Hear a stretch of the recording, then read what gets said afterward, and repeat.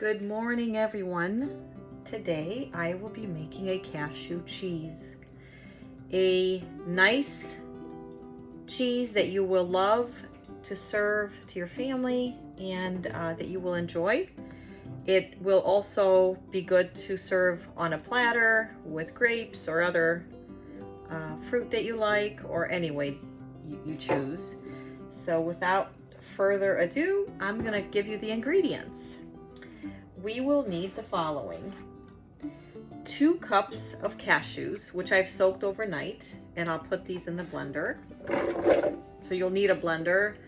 I have the Vitamix, which is a super good one, and I like it a lot. Next, I will use the nutritional yeast that you've heard me use during Lent, and this is the nutritional yeast. This is the one I just purchased, and it's good. I like it. So I have 5 tablespoons of nutritional yeast. That might sound like a lot, but it's not, and it's nutritious, hence the name nutritional yeast. Next, I will put 3 teaspoons of garlic powder. And this is the powder that I'm using. I got this at Costco. I will use miso, and I have 4 teaspoons of miso here, and I have a mild sodium miso. It's pretty good. You can make soup with miso. It's brought in from Japan. I like it. I bought it at the Chinese market. I will use the freshly made almond milk that I just made, and I'm going to pour here 3 cups of the milk. So let me pour some more. 3 cups. Let's see here. All right, 3 cups of milk. 1 cup of oil, because your cheeses have some fat, so you need to put some in. I'm using the sunflower oil, which to me, it doesn't change the taste, and it just gives it a nice silky texture.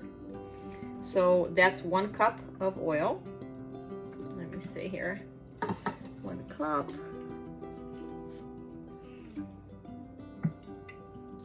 Okay, there we go. 1 cup of oil. Pour it in there. And my next step is using Agar Agar. So this is what's going to set the cheese.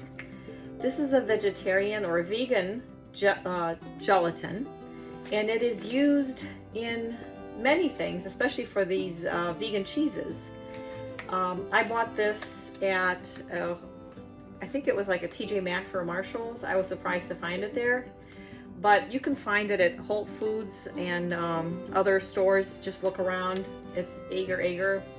And what I'll do now is I'll measure it while this is blending, and with water, and bring it to a boil, and then I'll bring this and pour it in on top of it, and I'll show you the next step. I'm getting ready to mix the cheese here, the vegan cheese, and I forgot one thing: my lemon.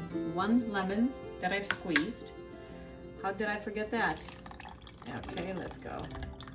Okay, so I got the whole lemon there. You need the acid. So we have the fat, the acid, and everything else that makes this cheese great. So let's start the blending.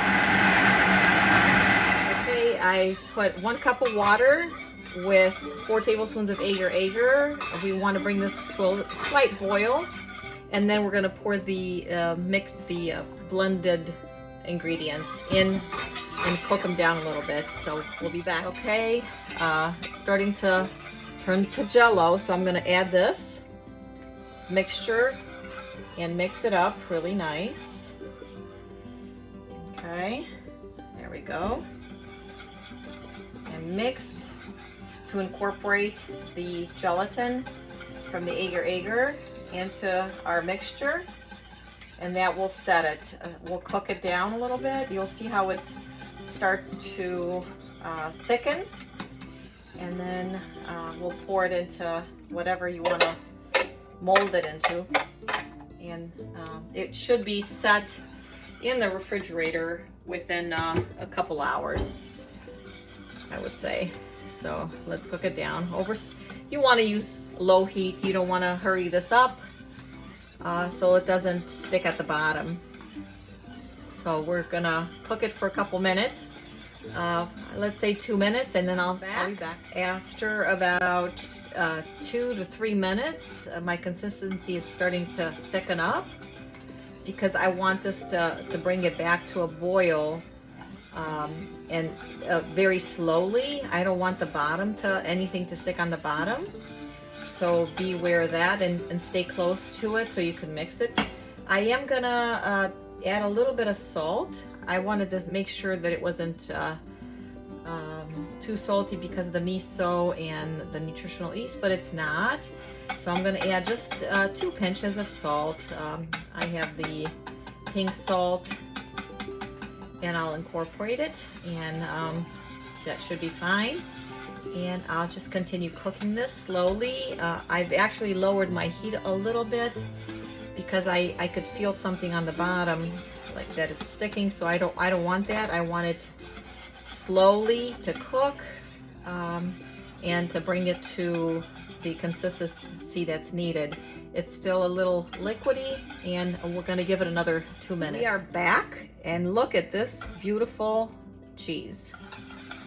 It looks like melted cheese at this point. I'm just going to give it another minute, and then I'm going to pour it in the containers, because I don't want it to set too much. Once it's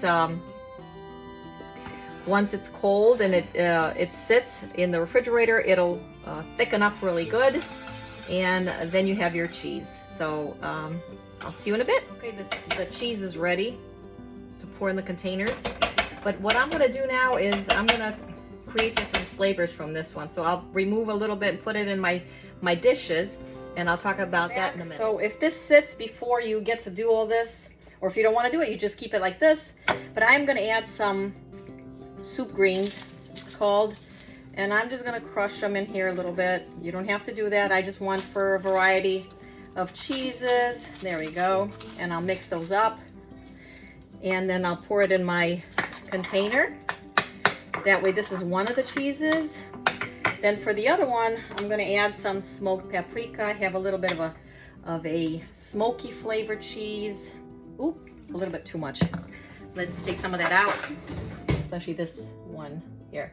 Okay, there we go. And we'll mix this up real quick and pour that in there. And this is optional, of course. I just want to get a little bit of a different taste. And then my last one, I'm going to add I have some hot pepper. I want it a little bit spicy. And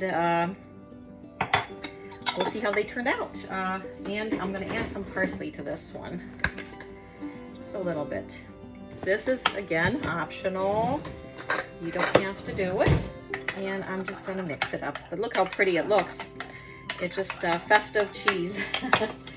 I'm going to put a little bit of oil in my little containers here that I'm going to be setting the cheese in, because I want to turn it upside down, and then to do that, I need something to line the backing of this. So I'm just going to use my fingers real quick here, like this. You can use any plate, anything you want. You do have to work a little bit fast. If the cheese sets, don't worry. You warm it up a little bit in the microwave or on the stove, and it will melt again. So I'm going to do this real quick, and then pour them in. Okay, pour the cheeses in, and let's see, and this one here, the sides, you want to make sure you get the sides. Okay, so I'm going to put this one first. Okay, this is my smoked paprika one. I'm just going to do a small sampler size one. It's already sitting in pretty nice. It's going to be even nicer when it's all done. Okay, so this one's done. Let's put this down. down here. Okay. And just kind of do this to set it in. This is our veggie one. Okay. I'm going to put it in the larger one because it's more quantity. So when you cut it, you'll see the vegetables and the dry vegetables, which I purchased them at a